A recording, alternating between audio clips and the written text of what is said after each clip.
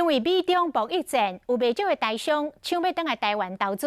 目前台商回台投资的金额已经超过新台币3000亿。今麦还阁有超过50间的台商在排队要申请回台。政府嘛抓准这个时机，替台商另外来找出路。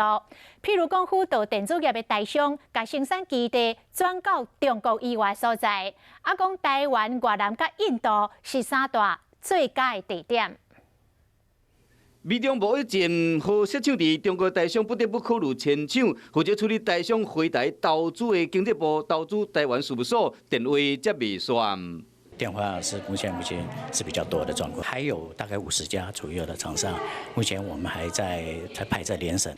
免等美国正式出手，台商早就发现情势唔对，提早申请返来台湾设厂，政府嘛抓着这个时机替台商另外开出路。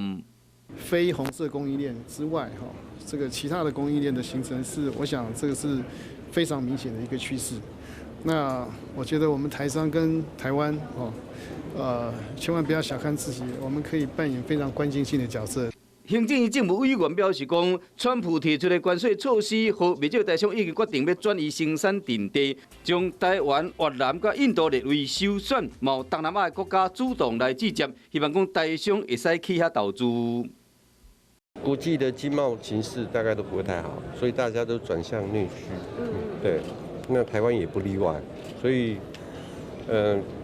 让政府重新审视一下台湾的社会到底需要什么。